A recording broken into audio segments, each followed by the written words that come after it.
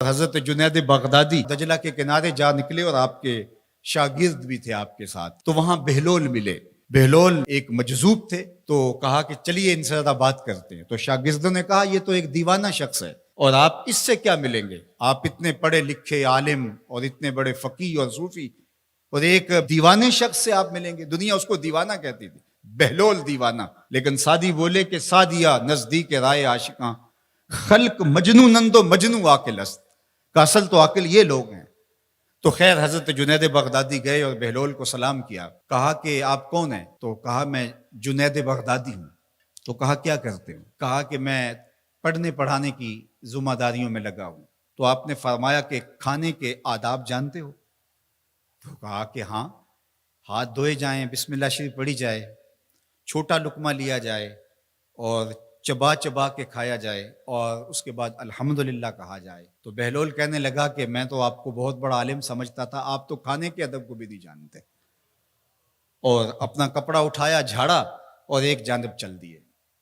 شاگردوں نے کہا ہم نے آپ کو کہا تھا کہ اس شخص کے پیچھے جانے کا کیا فائدہ، یہ تو دیوانہ شخص ہے۔ تو کہا نہیں میں اس کے پیچھے چلتا ہوں۔ پھر آپ اس کے پیچھے بھاگے۔ تو پھر بہلول نے پلٹ کے دیکھا، کہا کہ کون ہو؟ کہا کہ میں جنید ہوں، آپ کو ملنے آیا ہوں۔ تو آپ نے پھر ایک سوال کیا، گفتگو لمبی ہو جائے۔ تیسری مرتبہ بھی جب وہ اپنا دامن چھاڑ کے گزرے تو پھر آپ آگے بڑھے۔ انہوں نے پوچھا کون ہو؟ انہوں نے کہا کہ میں ایک عام سا شخص ہوں، تو آپ کے پاس جو ہے وہ سیکھنے آیا ہوں۔ تو کہا کہ میں نے تم سے پوچھا تھا کہ کھانے کے آداب کیا ہیں، تو تم نے یہ بتایا تھا۔ کہا جی میں نے تو یہی پڑھا ہے اور میں نے یہی بتایا ہے۔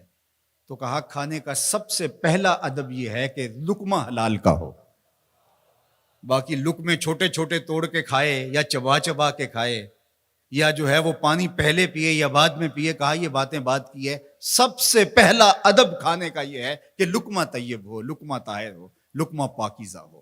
اللہ اکبر۔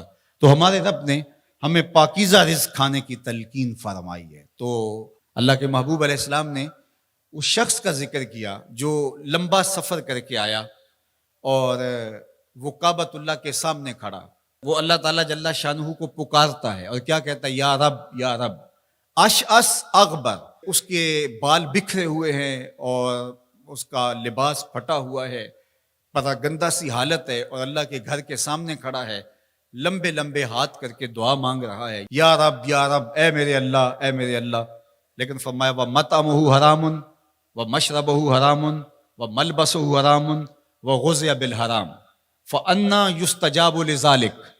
فرمایا کہ اس نے جو کھایا ہے وہ حرام کا ہے، اس نے جو پیا ہے وہ حرام کا ہے، اس نے جو لباس پہنا ہے وہ حرام کا ہے۔